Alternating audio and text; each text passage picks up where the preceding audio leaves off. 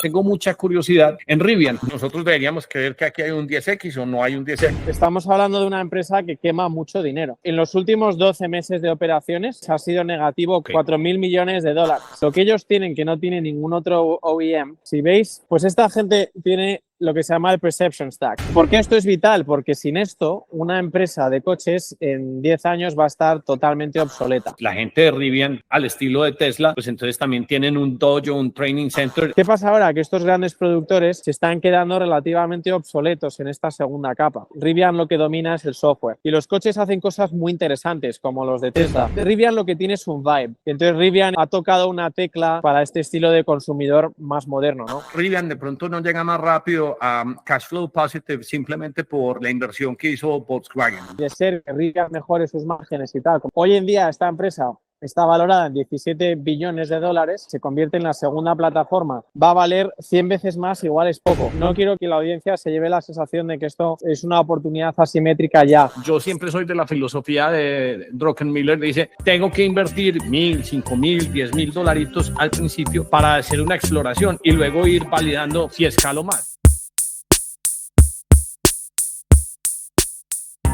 Hernán. Sí, ya estoy otra vez en Medellín. Estoy en Medellín. Bueno. Mira, Darío, le toca hacer el podcast en la playa, pues desgraciada y desafortunadamente porque la señal no es buena en la casa, entonces en este momento esta es pinta pues de playa en Marbella.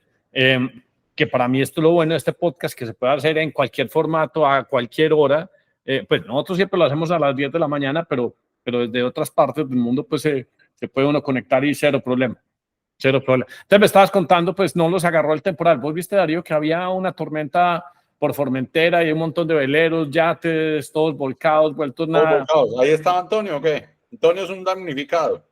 No, yo estoy aquí en el sur ahora y no, ya estuve en julio por ahí a finales, menos mal que no me ha cogido. Además es increíble porque lo de los barcos, cuando vas a Ibiza, pues obviamente el plan en Ibiza está bien, si quieres salir alguna noche y tal, pero lo divertido es cogerte el barco, irte a Formentera y pasar ahí el día en las aguas turquesas y tal.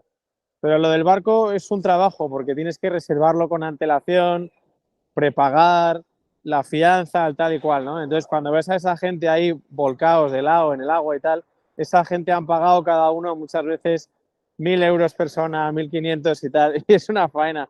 Sales de Ibiza como enfadado de lo caro que es, ¿no? Es que todo el mundo, y los barcos tienen una cosa, pero seguirá siendo mejor alquilarlos, porque todo el mundo que ha tenido un barco, pues, o un velero, sabe que las dos alegrías es cuando lo compra y la segunda es cuando lo venden, porque todo es un dolor de cabeza, entonces, no, hay veces creo que no vale la pena.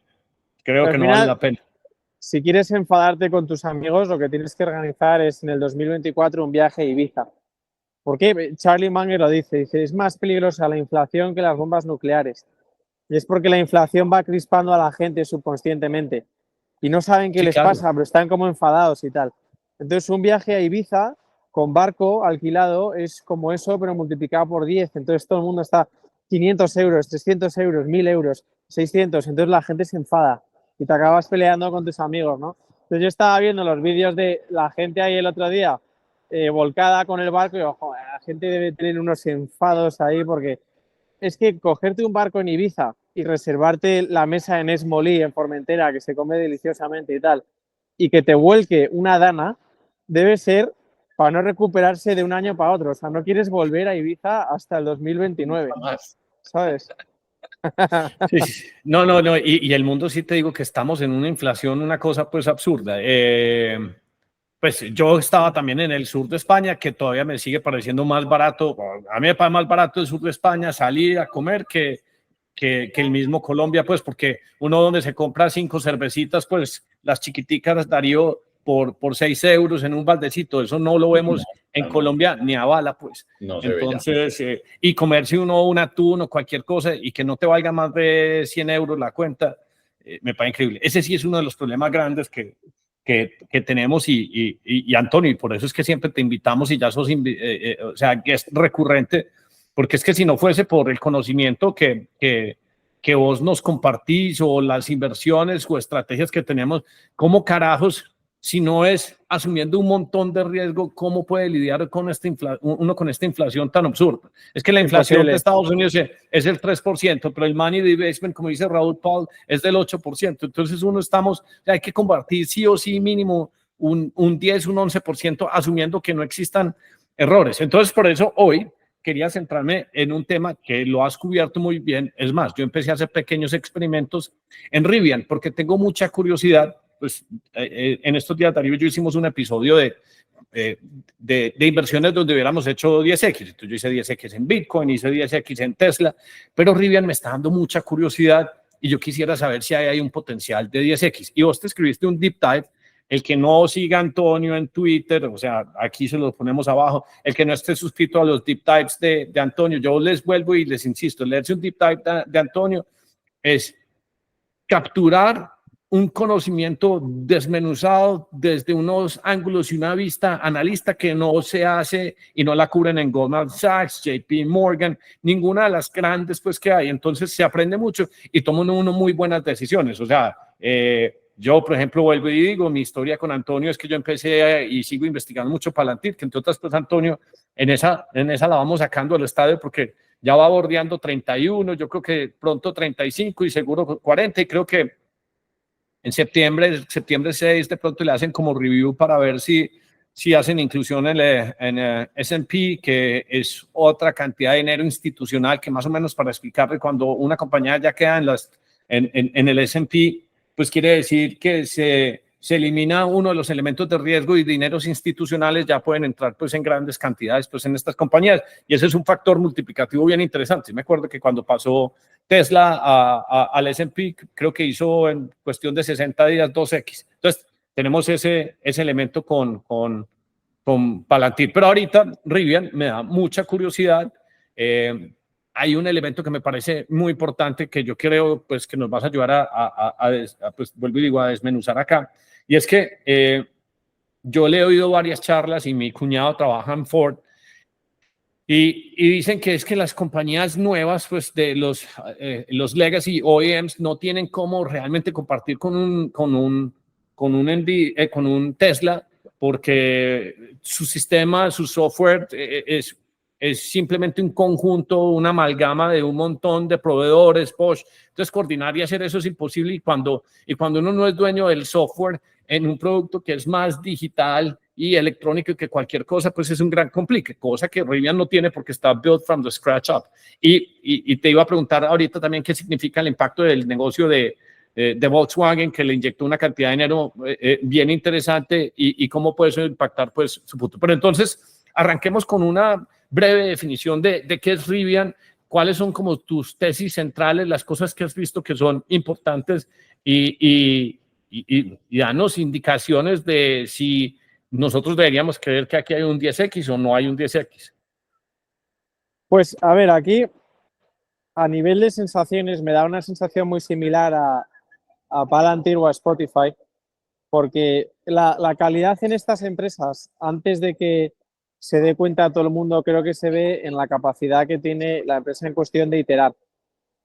Entonces, cuando es una empresa que está constantemente iterando, constantemente mejorando el producto y demás, ahí lo que ves es que hay una calidad como organización que incrementa las probabilidades de que una tesis que empieza a asomar la cabeza salga adelante. ¿Por qué hablo en estos términos tan cautos? Porque al final Palantir y Spotify en su día, cuando compramos Palantir y cuando hice yo la inversión en Spotify y demás, producían cash de operaciones positivo. O sea, esta gente tenía un cash flow muy positivo. Lo que pasa que a nivel contable, en el income statement, como tenían non-cash expenses, la gente decía, no, generan pérdidas y tal. Pero fundamentalmente eso eran negocios líquidos. Rivian no, Rivian pierde bastante cash de operaciones.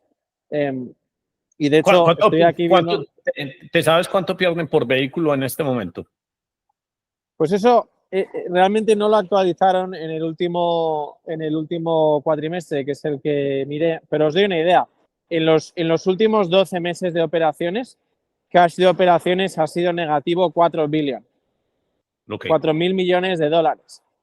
Entonces, no, al final está bien, sí. Claro, estamos hablando de una empresa que quema mucho dinero. Por eso no es una situación todavía tan asimétrica como era Palantir y Spotify, y por cierto lo siguen siendo porque creo que no han hecho más que empezar y demás. Pero lo que pasa con esta empresa es que, os voy a compartir la pantalla, si veis lo que ellos tienen que no tiene ningún otro OEM es, a ver, ¿veis ahora mi pantalla? Sí, ya la vamos a empezar a ver. Vale. Ahora. Lo que tiene esta gente...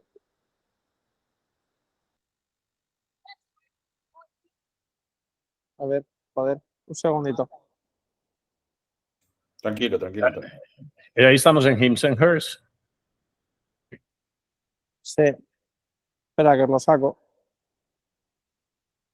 Entonces, eso que está mostrando es el Substack de Antonio, donde tiene todo el contenido. Entonces, uno se suscribe y tiene acceso a toda esta conversación que nosotros estamos teniendo, pues no esta en específico, porque esta pues es libre, pero todo ese análisis y todas esas gráficas que están viendo en este momento. De acuerdo. Sí, pues esta gente tiene lo que se llama el Perception Stack, que es algo que hacia arriba lo que hace es procesar información y hacia abajo lo que hace es generar insights. Me explico. En la parte de abajo del Perception Stack tienes sensores. Luego tienes lo que se llaman ECUs, que son Electronic Control Units, que es lo que opera los distintos sensores y los distintos aspectos del vehículo y lo agrega, ¿vale? Para que luego esa información se pueda operar en base a un sistema operativo. Yo te voy a ir haciendo pausas porque una de las cosas que es importante es que cuando uno llega y dice sensores, para nosotros puede ser muy obvio, pero sensores en un vehículo como Rivian, que puede ser pues muy similar, son unas camionetas, unos pickups y unos SUVs que son todos full eléctricos. Entonces los sensores son ¿qué? Los sensores son radares, son cámaras, o sea, qué tipo de información se está capturando y luego qué se hace en los ECUs para que vamos explicando eso y vamos como haciendo un poquito de detalle y la gente vaya diciendo, porque es que una de las cosas que es muy difícil, digamos, que para la gente asimilar, es que cuando vos te montas en un vehículo de combustión, vos llegas, lo prendes, hay la ignición y ya, y de pronto hay una camarita que te dice retrocede y ese es como el sensor más grande que hay y de pronto tienen una adelante que te hace un pitico, pues te hace un ruido. Pero aquí ya es otra dimensión, o sea, cumple las mismas funcionalidades en teoría, pero son un montón de aditamentos extras que nunca antes habían estado considerados. Por ejemplo, un Nokia antes tenía que destrabarlo con la clave, una clave de 4 números. Hoy en día un Android o un Apple es reconocimiento facial o huella dactilar. Entonces, son otras máquinas más complejas. Entonces es como para ir explicándolo en detalle. Pues esto esencialmente, los sensores cogen información de lo que está pasando a tiempo real en la carretera y luego a su vez de cómo reacciona el conductor, cómo gira, cómo acelera, cómo frena. Luego coge más datos sobre la temperatura de ambiente, sobre el clima que hace, sobre qué están haciendo los pasajeros, qué información, o sea, qué infotainment van consumiendo. O sea, está cogiendo toda la información que puedan coger sensores a nivel de vídeo, audio, mecánica, todo, ¿no? Entonces, esa información, luego, si la pasamos a redes neuronales, podemos entrenar inteligencias artificiales que hacen cosas útiles, o sea, que automatizan procesos. Entonces, este stack que veis aquí en pantalla es como esa información de sensores se va a digamos, los Electronic Control Units que agregan esos datos, que luego lo pasan al sistema operativo, que luego lo pasa a su vez al centro al centro de servidores, al data center.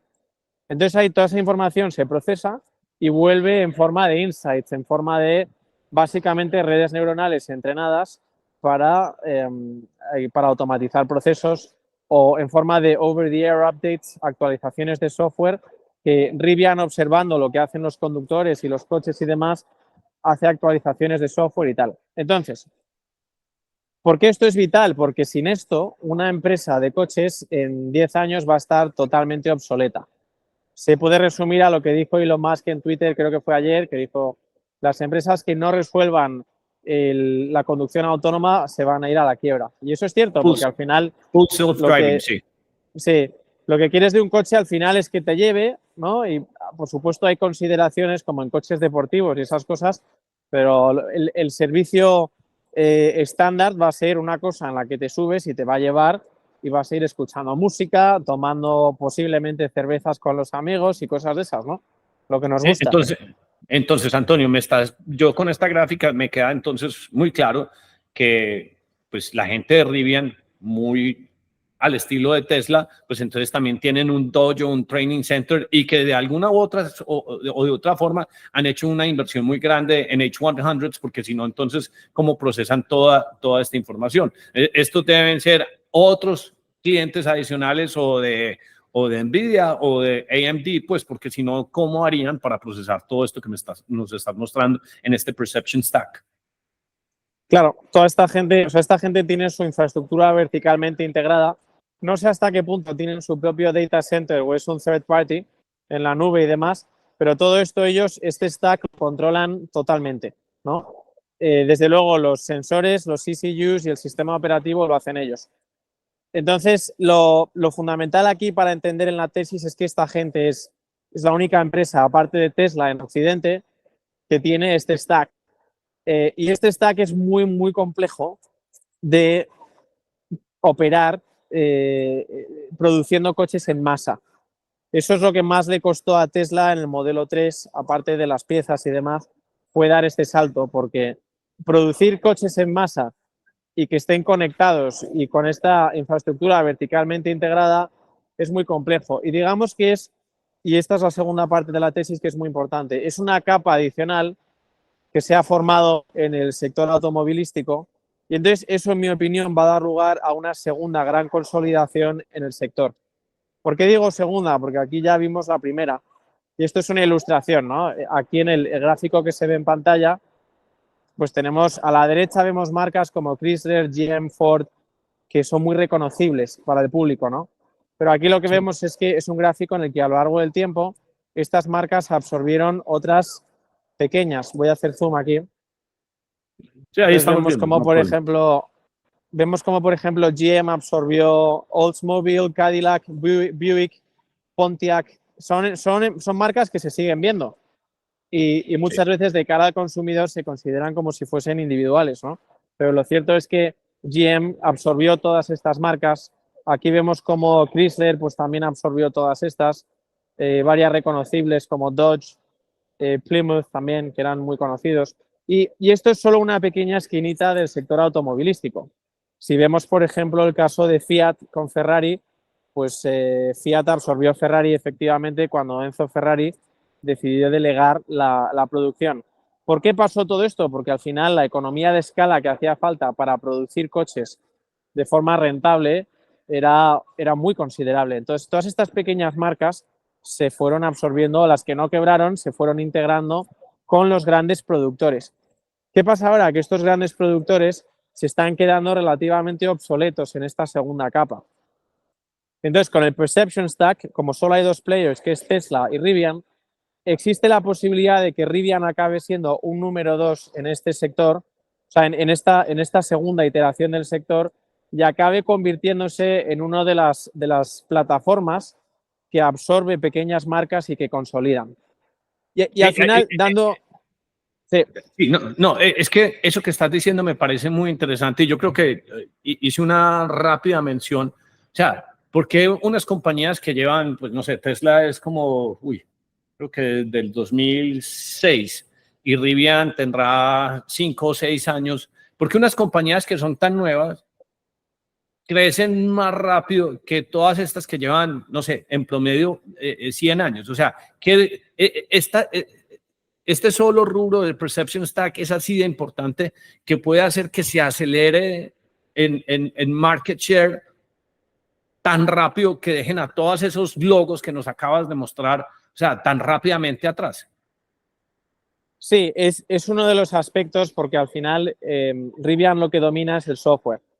Y, por ejemplo, si haciendo un poco de research cualitativo sobre comunidades de propietarios de Rivian y las quedadas que hacen y tal, a esta gente le fascina el que Rivian esté permanentemente haciendo over-the-air updates. Y los coches hacen cosas muy interesantes, como los de Tesla. Tienen todo estilo de modes en base al software para cosas como el camping, que le encanta a los... O sea, Rivian lo que tiene es un vibe. Y entonces Rivian es un poco, ha tocado una tecla de un poco ese empleado del tech sector que es bastante afluyente y que le gustan las escapadas a la naturaleza, que es consciente con el ecosistema y demás. Rivian, en términos de vibe, ha tocado una tecla por el diseño, el espíritu de la marca y demás, pero además acompañada con lo del software, que es algo muy importante para este estilo de consumidor más moderno, ¿no?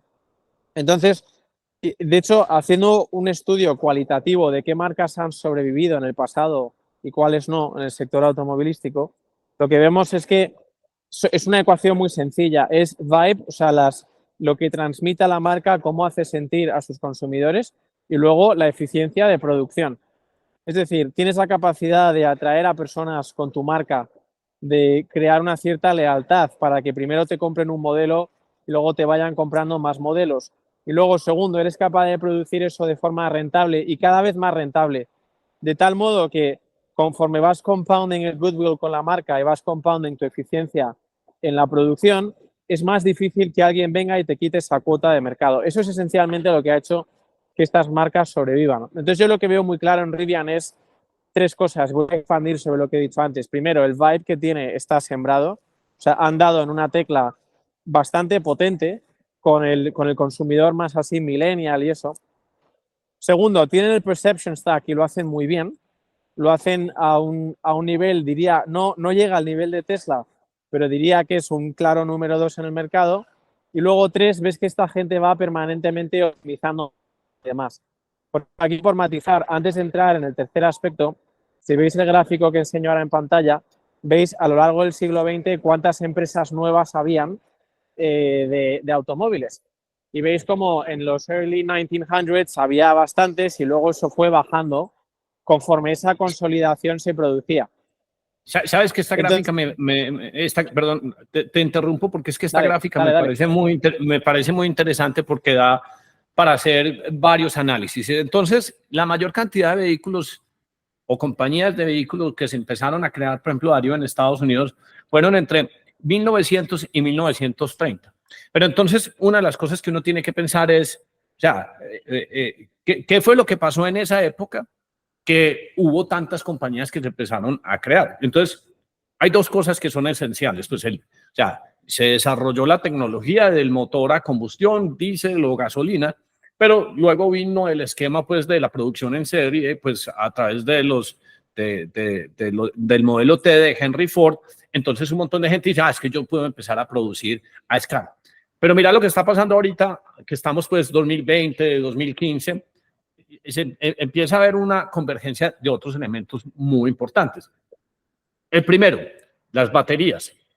El segundo, pues todo este tema de inteligencia artificial. Entonces, tiene mucho sentido que uno diga, bueno, se empiezan a crear unos nuevos competidores en el mercado, como son BYD, como son Tesla y como son Rivian. ¿Pero por qué? Porque existe la convergencia de unas nuevas tecnologías. Entonces, esa explosión en compañías productoras pues, de vehículos a principios de 1900 es porque se desarrolló la producción en serie y pues digamos que se afinó los motores a combustión. Y hoy en día empezamos a ver un crecimiento de más compañías en el segmento pues, eléctrico porque se desarrolló la tecnología de baterías y porque está todo este tema pues, de full self-driving, de autonomía, que me parece que es muy importante. Sino que esa gráfica me da para concluir pues, sobre ese paralelo que te acabo de hacer. Sí, totalmente de acuerdo. Y entonces ahora uno de esos nuevos elementos, ahora entraré en lo de los márgenes de Rivian y explico por qué creo que puede pasar a ser ese número 2. Pero un tema muy importante de esos nuevos elementos que comentas, que es totalmente cierto, es los efectos de red. Entonces, lo que está pasando ahora es que el sector automovilístico se está convirtiendo en un problema de red. Me explico, porque al final Tesla, si ves lo que está haciendo, bajando constantemente el coste de producción de cada coche, a lo que está apuntando es a un futuro en el que casi puede regalar coches y ganar dinero mediante el software. Y aún así generar mucho free cash flow, porque conforme va bajando el coste de producción de los coches y va bajando el precio de venta, lo que está haciendo es cada vez más difícil que alguien entre en el mercado y pueda producir y vender coches de forma competitiva, comprendiendo el perception stack. O sea, cada vez es más difícil que llegue una empresa y cree la red de coches que está creando Tesla, que está engendrando básicamente real world AI, ¿no? Entonces, cuando se trata de efectos de red, es la empresa que más coches tenga en la carretera tiene una ventaja exponencial con respecto al número 2 que viene por detrás y ya una ventaja absolutamente inabarcable para el número 3, número 4, número 5. Porque al final eso es a lo que van los coches. O sea, las empresas que hoy están haciendo coches autónomos van a ser empresas de robótica, porque al final ese mismo software que permite operar un coche va a permitir operar robots por todo el mundo. Entonces sí, seguro que pueden vender los coches con un margen, pero va a ser como en los últimos 100 años el negocio automovilístico era vender coches con un margen razonable y ganar la mayoría del free cash flow vendiendo partes de recambio, cuando la gente tenía choques y tal y cual. El nuevo modelo es vender coches lo más barato que puedas, igualmente, y ganar dinero con el software. Entonces, ahora estamos entrando en un escenario en el que tenemos efectos de red. Entonces, en este gráfico que os enseño aquí, no sé qué tal lo veis, se ve bien, ¿no? En la pantalla grande. Se ve muy ¿Veis pequeñito. que Se ve pequeñito, pero no importa, descríbelo. bueno, aquí lo que veis es básicamente el cash from operations de distintos productores, ¿vale? Entonces aquí tenéis Volkswagen, tenéis Porsche, tenéis Toyota, tenéis tal. Aunque Tesla se habla constantemente de esta empresa, aquí no veis que ninguna destaque en términos de cash from operations. Tesla es la línea roja. Por cierto, voy a hacer así para que veáis. O lo puedes ver, si lo haces horizontal tu móvil. De pronto, A ver qué tal así. Eso. Mucho Perfecto. mejor. Oh, extraordinario. Ahí lo tenemos. Pues tenéis GM, tenemos Tesla Motors, tenemos Mercedes-Benz, tenemos Tesla, tenemos Volkswagen. Y veis que en términos de cash from operations, Tesla ni siquiera destaca excesivamente. Y luego aquí, en términos de net income, igual. De hecho, la que destaca es más Toyota, que ha subido bastante, ¿no? En los últimos 12 meses. ¿A dónde voy con esto? Que al final, si coges una empresa de estas que se convierte en una plataforma, aun cuando llegue la siguiente revolución tecnológica en el sector, a nivel económico es algo muy, muy duradero, porque estamos hablando de un mercado muy grande, con muchos coches y tal y cual. Entonces, aquí tienes todos estos ganadores de esta última ola y Tesla todavía no acaba de destacar. ¿Qué es lo que creo? Que como la siguiente ola de innovación va a ser en base a efectos de red, aquí va a haber bastantes menos ganadores. Creo que Tesla va a ser uno de los ganadores y Rivian, de ser un segundo, de ser que el mercado acomode un segundo ganador y de ser que Rivian mejore sus márgenes y tal, como voy a explicar ahora, puede ser algo que a largo plazo se multiplique por 100. Hoy en día esta empresa está valorada en 17 billones de dólares, pues obviamente si se convierte en la segunda plataforma que básicamente alquila su sistema operativo, o sea, todo su perception stack, junto con el sistema operativo, con la conducción autónoma y toda su infraestructura para producir vehículos en masa con esa infraestructura, va a valer 100 veces más, igual es poco. Igual vale incluso 500 veces más o lo que sea. Ahora, el problema que tenemos No, espérate, con eso... te voy a hacer otro paréntesis, Darío. Si vas viendo cuál es el análisis que Antonio te va dando, y cuando lo empecé a leer en Palantir, dije, no, pues claro, yo me tengo que meter en Palantir. O sea, yo ya estaba, pero Antonio es básicamente un voto de confianza. Es que vos, no, yo que leo reportes, los earning reports, o sea, este tipo de comparativos, por ejemplo, mira las gráficas donde te está mostrando la generación de ingresos por cierto rublo, como lo describe Antonio, de Tesla versus Volkswagen versus Ford. Ya, ahora nadie está eso. Y esa es la parte que me gusta. Y entonces yo aquí estoy pensando, sí, voy a vender cierta acción y me voy a cargar más de Rivian. Eso es lo que mi cerebro está procesando. Y por eso es que me gusta tanto que Antonio sea invitado recurrente, pues cada 3 meses o cada 4 meses, porque es que se aprende mucho. Y esto está todo en el Substack de Antonio. Gracias, Hernán, por el plug. Pásame esto, por favor. Gracias. Y entonces, ya hemos hablado de esos 3 aspectos, ¿no? Que es un poco el vibe como que tiene con la gente, que es bastante resonating con los consumidores estos. El tema del perception stack. Y luego el tercer aspecto que quería comentar era lo de los márgenes. Si vemos los márgenes de Rivian, han estado convergiendo los últimos años. Aquí vemos que el gráfico va desde enero del 2022, un poco antes, hasta 2024. Y veis que el crecimiento ha sido bastante bueno. Claro, venía de menos 7.500, perdían dinero espectacularmente con cada coche, pero aquí vemos ya desde julio del 2022 o así que está empezando a converger y tirando hacia 0%, ¿no? Entonces, bueno, un margen de 0% con cash from operations de menos 4 billion es una situación muy arriesgada.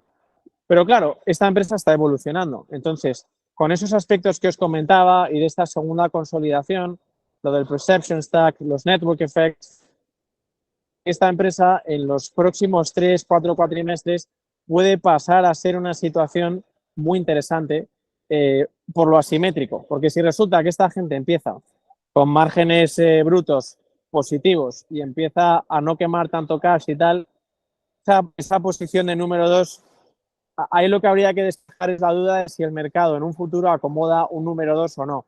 O si esto es un winner takes all estilo Google, ¿no? Estilo los buscadores.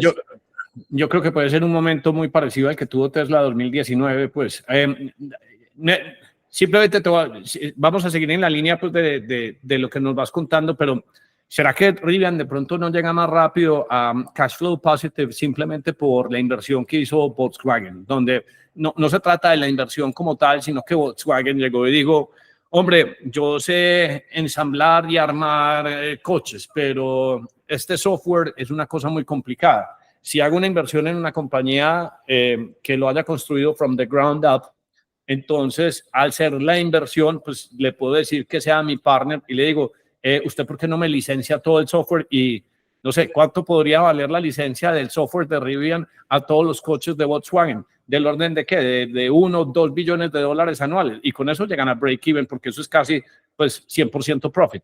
¿No crees tú? Puede ser, puede ser.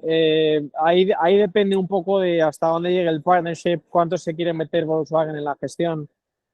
Y eso puede ser, pero yo lo que sí que veo relativamente claro, primero el problema del capital. O sea, aquí el riesgo de bankruptcy es considerable, ¿no?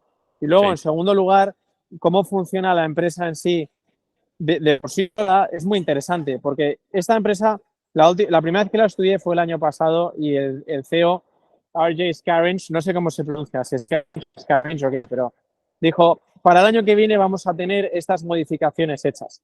Y entonces esas modificaciones consistían en meter una nueva arquitectura que reducía el cableado de Electronic Control Unit, o sea, lo que agrega los sensores y lo pasa al sistema operativo en un 60%, creo que era. Lo tengo por aquí. Lo tengo que poner vertical para encontraroslo. A ver dónde está. Es que ellos todavía están, mientras lo encuentras, es que ellos todavía están en un momento muy, cuando sacaron pues el Roadster y el Model S, o sea que solo muy poca gente lo puede comprar porque los vehículos de Rivian son, creo que de 80 o 90 mil dólares para arriba, pues no tienen nada económico. Sí, totalmente, totalmente. Pues mira, aquí lo tienes. Redujeron el número de Electronic Control Units en un 60%. Y entonces eso lo que hace es ahorrar sustancialmente en cableado. Y eso quita muchísimos costes. Y luego, por ejemplo, en este cuatrimestre lo que ha pasado es que si vemos el gross margin, el gross margin ha evolucionado según veis en la línea azul. En Q1 2024 salió ligeramente por debajo de menos 40%. Pero han estado haciendo modificaciones en las fábricas que lo que han hecho es acelerar sustancialmente la eficiencia de producción. Entonces, si ajustas para los costes lo que ha costado esa inversión en la fábrica y tal, la tendencia es mucho más interesante. Entonces, en estos momentos, básicamente desde Q2 2023 hasta la fecha, el mercado ha pensado que los gross margins de Rivian se iban para abajo y demás, pero en realidad no. En realidad lo que ha pasado de Q2 2023 hasta la fecha es que ha habido un slowdown en la adopción, como hemos visto que también le ha pasado a Tesla. Los tipos de interés han subido, el precio del dinero es mucho más caro y entonces financiar un coche de estos es mucho más caro. Entonces, ese declive de Q2 2023 a Q4 2023 y de hecho hasta Q1 2024, según mercado para esa inversión en fábrica, el mercado lo ha tomado como que esta empresa es que no sirve para nada.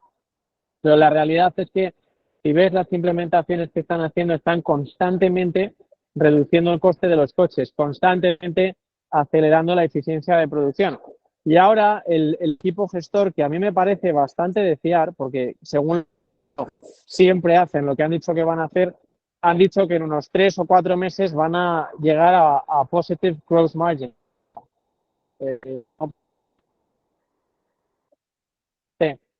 Van a llegar en teoría a positive gross margin. Y yo creo que en ese momento esto se convierte en una empresa bastante interesante porque tienes esa posibilidad de que realmente pase a ser un número 2 en un winners take all market, ¿no? Y luego ocurre lo siguiente, que es que están lanzando nuevos vehículos, que es el R2 y el R3, que son vehículos utilitarios, ¿no? El R1 es el vehículo, es el flagship, es el que usan todos estos techies para irse de camping y todas estas cosas. Y por cierto, con las modificaciones estas, creo que incrementaron el line rate del R1 en un 30%, lo veis aquí en pantalla. Entonces, claro, ves que esta gente no tiene problema en sacrificar márgenes a corto plazo y enfadar a Wall Street con tal de seguir invirtiendo en la generación de valor a largo plazo. Y tiene sentido porque el CEO es un founder operator, él tiene un stake, ¿no? Entonces, sobre esas modificaciones, esos incrementos de eficiencia, ahora tenemos lo del R2 y el R3.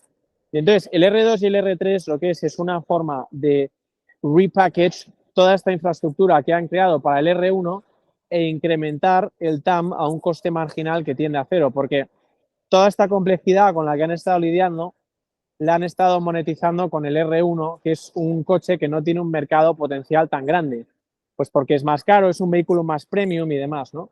El R2 y el R3 son plataformas que tienen off-road requirements bastante más flojos, digamos, porque no son coches que la gente vaya a usar para subir una pared y esas cosas, que el R1 parece que sí, son más utilitarios de ciudad.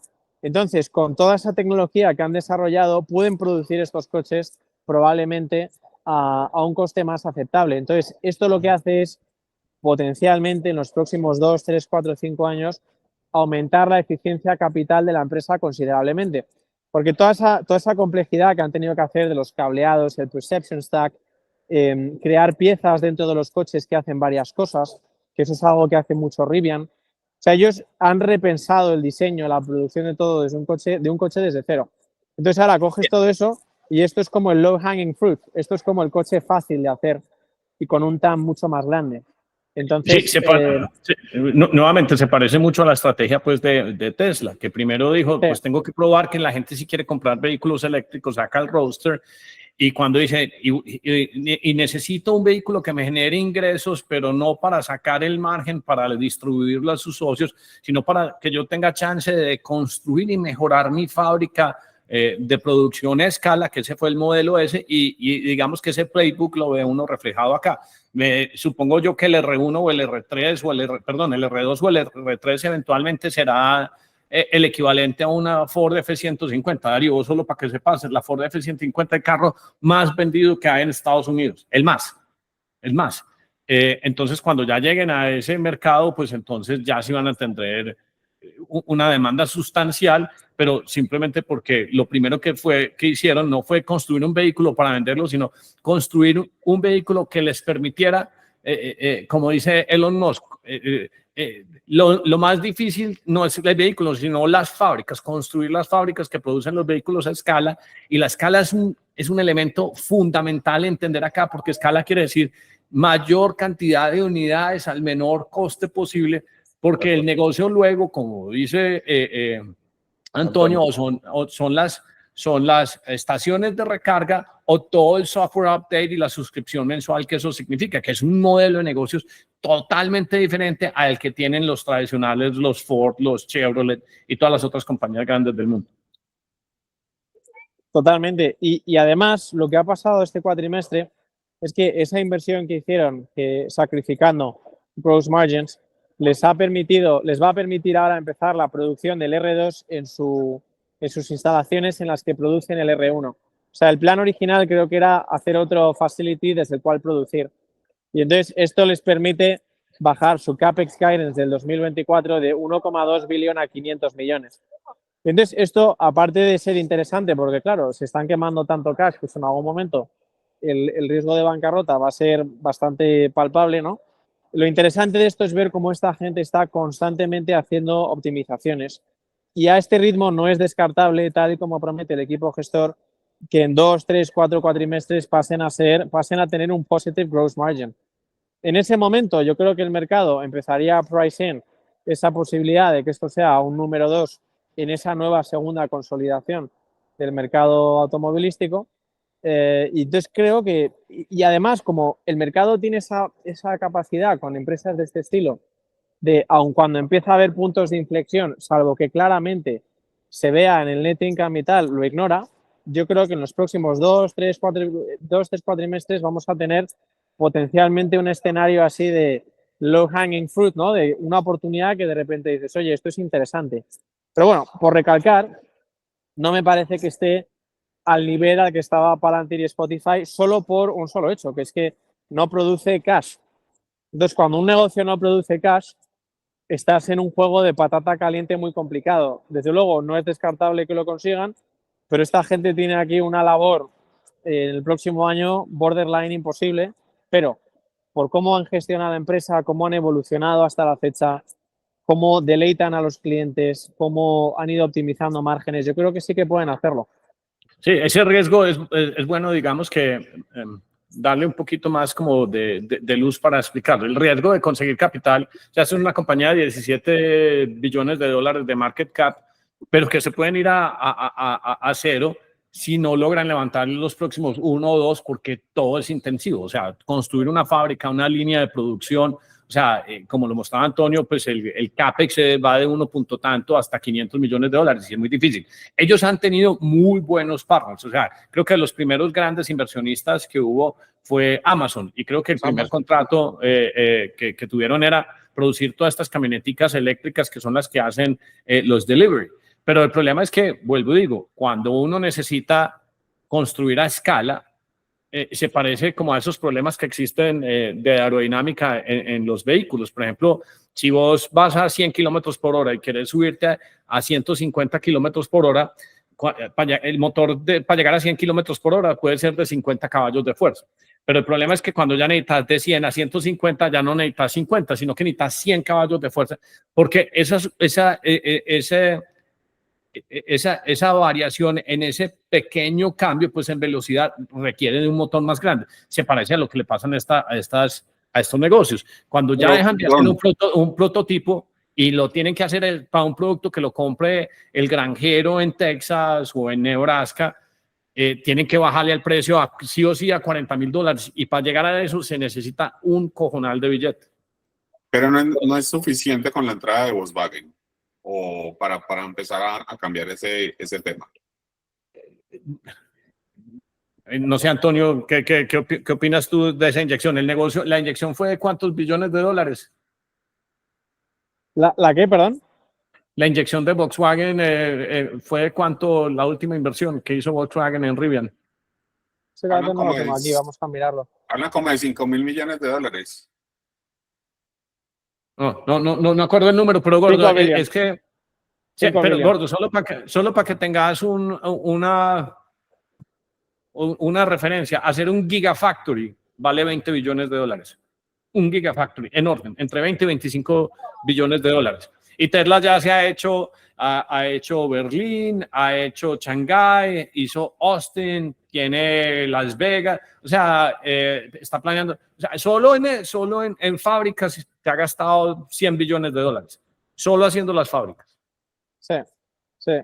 Por eso digo que no quiero que la audiencia se lleve la sensación de que esto es una oportunidad asimétrica ya. Creo que está evolucionando en esa dirección.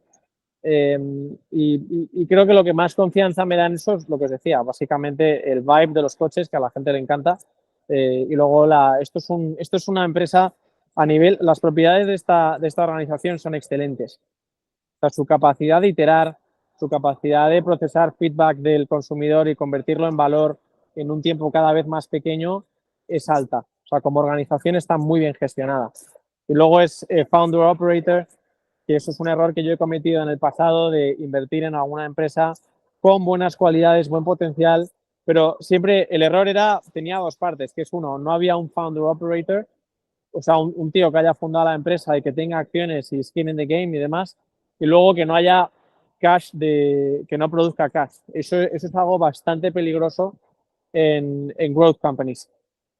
Eso es cierto, algo, no me acuerdo si fue en el podcast de Bill Gurley y se me olvida el otro, Gerstner, no sé. Es que la simetría de un founder-led company es totalmente diferente pues a la de una que tiene un CEO profesional. Digamos que el único caso bueno que hay hoy en día es Microsoft con Satya Nadella, pero pues esa digamos que sería una excepción. Estos founders sí producen otra cosa y me parece muy buena esa nota pues de cautela que dices, no estamos diciendo que sí, o sea, no es como para llegar y si uno tiene un dinero disponible, entrarle de una vez, no, esto es un proceso de aprendizaje donde uno va viendo la evolución y uno tiene que ir validando las métricas y hacer un DCA que puede uno decir, comienzo ya, pero depende mucho de los resultados que vayamos viendo, porque si el próximo año no logran gross margin positivo, pues entonces el mercado la va a seguir descontando y va a decir, bueno, no me gusta este negocio todavía. Sí, el escenario un poco de ensueño es cuando te encuentras una cosa que tiene crecimiento exponencial por delante, o sea, que tiene una probabilidad muy alta de crecer exponencialmente, que tiene un balance muy fuerte y que tiene, sin crecer exponencialmente, una capacidad de producir cash considerable. Por ejemplo, vemos Palantir hoy, yo creo que el mercado lo que está intentando hacer con la acción es un poco lo que ha hecho con la de Nvidia. Está intentando pricing algo que piensa que va a ser exponencial. Porque lo que está aumentando los márgenes operativos de Palantir y lo que está haciendo que produzca más cash, más rentabilidad y demás, es un menor tiempo de despliegue del software. O sea, ahora llega una empresa y tarda mucho menos en instalarlo. O antes tarda mucho menos en venderle el software a una empresa. ¿Por qué? Por la inteligencia artificial. Porque al final todos esos datos, esa plataforma que ellos tenían, mediante modelos de lenguaje grandes y demás, le das una salida mucho más rápida. Entonces, ahora o sea, esa plataforma AIP ha empezado a funcionar estos meses atrás y demás, pero es que tiene muchísimo más crecimiento exponencial por delante de lo que pueda procesar una cabeza humana, yo creo. Y sin embargo, cash positivo, un balance fuerte, tiene el negocio y el gobierno, que para mí siempre ha sido un black box, pero es verdad que le da una cierta, le suma simetría porque le da una cierta estabilidad de cash flows. Eso es una situación de ensueño. Sí, claro. Y no se producen tantas. Y no se produce, pero eso que dices, lo que pasa es que ahorita se está acelerando la velocidad con la que están vendiendo el servicio, eso es clarísimo, y AIP pues es uno de los elementos que ha hecho que eso sea posible. Devolviéndonos un poquito arriba en temas, por ejemplo, de producción de baterías, ¿son muy similares a Tesla? ¿La desarrollaron ellos mismos o están en algún tipo de outsourcing con Panasonic? ¿Cómo es que se llama esta otra? CATL.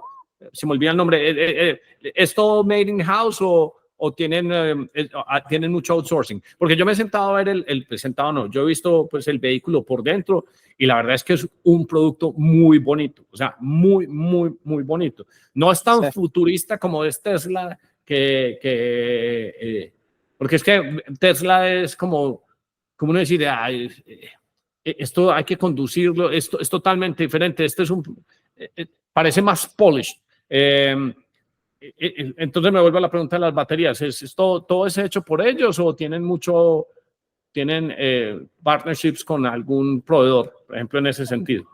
Pues ellos han pasado por un proceso de, tanto con los sensores como las baterías, como quizás otras piezas, de depender de third parties y ahora están casi totalmente verticalmente integrados. De hecho, aquí lo comento en el write-up, lo estoy buscando. Sí, ellos en Q2 de 2023, en el gráfico que os enseñaba, hubo una especie de inflexión hacia arriba de gross margins, ¿no? Ese fue el pico, a partir del cual desde entonces han estado descendiendo los márgenes brutos. Y esa subida se debía a la introducción de dos cosas, que es una unidad de motor que se llama Enduro, que es el motor que ahora mismo creo que está powering la mayoría de los R1s que salen de la fábrica y luego de la batería que se llama LFP, que es Lithium Iron Phosphate. y esa batería la hacen ellos. Entonces ahí en Q2 de sí. 2023 vemos un punto, es una señal muy rica en datos en la que vemos a la empresa meter tanto su propio motor como su propia batería y de repente los gross margins van hacia arriba, ¿no? Eso es una cosa que me gustó mucho cuando estudié la empresa por primera vez y bueno, pues como digo, la empresa ha recorrido un camino de básicamente ir dependiendo menos y menos en third parties y cada vez una mayor integración vertical. Y... Darío, ¿sabes qué? Sigue, perdón. Dale, Hernán.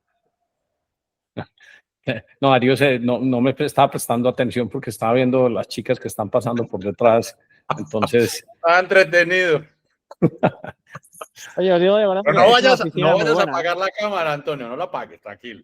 Esto es una oficina muy buena. Yo en invierno trabajo más, obviamente, porque el Mediterráneo en verano es una delicia irresistible, pero en invierno estar ahí encerrado en una oficina con la luz y tal, joder, no se piensa tan bien. No, estoy totalmente de acuerdo, pero no podría estar más de acuerdo contigo. No, estaba ahí en diciendo. Colombia tenéis buen clima todo el año. Medellín es en promedio 23 grados centígrados todo el año. Delicia. Yo te he dicho que o sea, ¿por qué no te inventas una escapada en noviembre y nos caes noviembre y diciembre? Pues sí, me encantaría, la verdad. Lo tenemos que hablar. Me parece muy buen plan.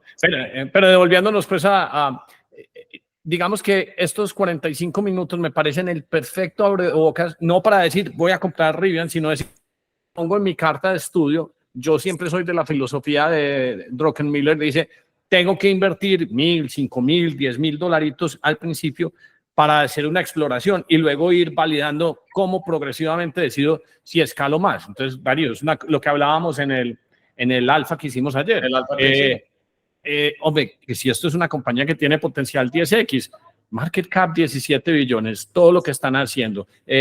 Volkswagen de pronto quiere el software de ellos y lo van a licenciar. 170, pensás en cuánto está Tesla, que son como 600, 800, pero, o sea, empezás a pensar en toda la posibilidad del despliegue y quién, o sea, sobre todo, porque a mí una de las cosas que más interesante me ha parecido es, por ejemplo, yo oír al CEO de Ford, que es una de las compañías más importantes, decir, es que esta vaina del software es muy difícil para nosotros.